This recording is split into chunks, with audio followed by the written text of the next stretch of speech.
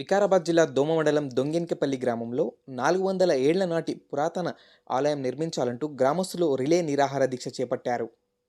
ఈ దేవాలయానికి నేను ధర్మకర్తను అని చెప్పుకుంటూ గుడి నిర్మాణానికి 20 ఏండ్లుగా అడ్డుకుంటున్నారని గ్రామస్తులు ఆరోపిస్తున్నారు.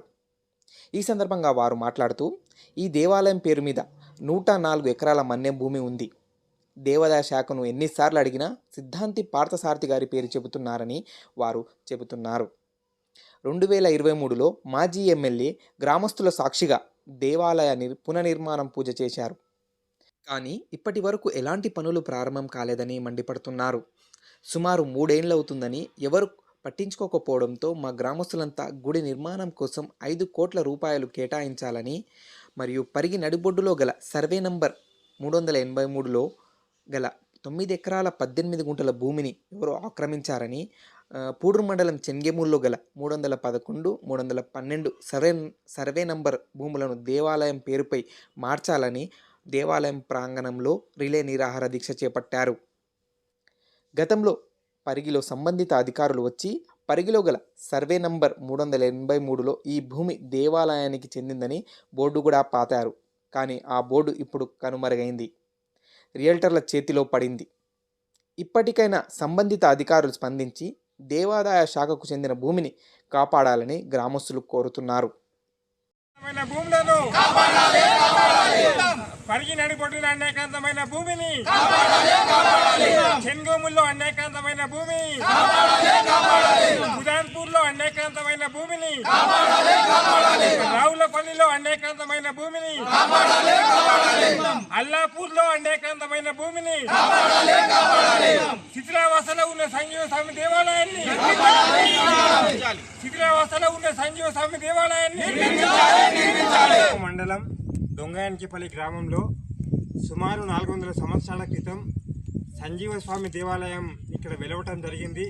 ఈ దేవాలయానికి పరిగి నియోజకవర్గంలోని 4 మండలాల్లో మొత్తం 104 ఎకరాల పొలం ఉంది.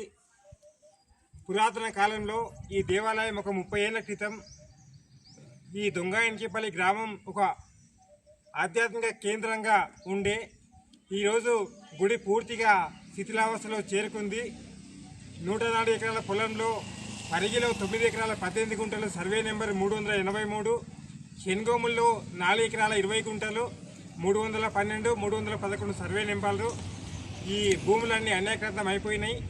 ఈ గుడికి నేను ధర్మకర్తనని చెప్పేసి పరిగి మాజీ సర్పంచ్ సిద్ధాంతి పార్థసారథి గారు చెప్పుకుంటూ పూజలు చేస్తారు. గ్రామస్తులందరం 20 ఏళ్ల నుంచి ఆయన అడుగుతున్నాం. ఈ దేవాలయం శిథిలావస్థలో చేరుకుంది, మా ఊరికి అరిష్టం ఉంది. మా ఊళ్ళో ఉన్నటువంటి 30 కుటుంబాలు ఇప్పటికీ ఈ ఊరిని వదిలిపెట్టి పోయినాయి. కనుక ఈ దేవాలయం నిర్మాణం చెందుతూనే మా ఊరి యొక్క భవిష్యత్తు ఉంది.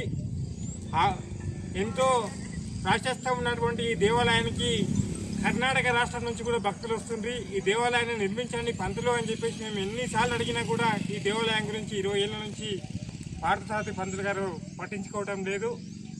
2023 సంవత్సరం జూన్ 29 తేదీ నాడు అప్పుడు ఉన్నటువంటి ఎమ్మెల్యే మహేశ్వర్ రెడ్డి గారిని, అప్పటి మాజీ ఎమ్మెల్యే రామ్మోహన్ రెడ్డి గారిని, గ్రామస్తులం అందరం కూడా ఉండి పార్థసారథి పంతులు గారు ఇక్కడ పూజ చేయడం జరిగింది. 3 ఏళ్ళు అవుతుంది, ఇప్పటికీ దాదాపు 3 ఏళ్ళు అవుతుంది. ఇప్పటికీ చిన్న గుంత కూడా తవ్వలేదు, ఒక ఇటుక ఊడబెట్టలేదు, సిమెంట్ బస్తా కూడా వాడలేదు. గుడి ఎట్లుందో అట్లుంది, పూర్తిగా శిథిలావస్థలో గుడి ఉంది. కనుక ఎన్ని రోజులు ఆగాలనో అన్ని రోజులు ఆగినాం. మాకు సహనం నశించింది. ఇప్పటికైనా దేవాదాయ శాఖ స్పందించి ఎంబడే ఈ దేవాలయ నిర్మాణానికి ఒక 5 కోట్ల రూపాయలు నిధులు మంజూరు చేయాలి. అన్యాక్రాంతమైనటువంటి భూముల విలువ దాదాపు 30 నుంచి 40 కోట్ల రూపాయలు ఉంటుంది. ఆ భూములను ఎంబడే దేవాదాయ శాఖ స్వాధీనం చేసుకొని మళ్ళీ దేవుని పేరు మీద రిజిస్టర్ చేయాలని మేమందరము కోరుకుంటూ ఈరోజు మార్చి 2 మేమందరము గ్రామస్తులందరం కలిసి రిలే నిరాహార దీక్ష కొనుక్కోవడం జరిగింది. ఈరోజు ముఖ్యమంత్రి గారు కూడా వికారాబాద్ జిల్లాకు వస్తున్నారు.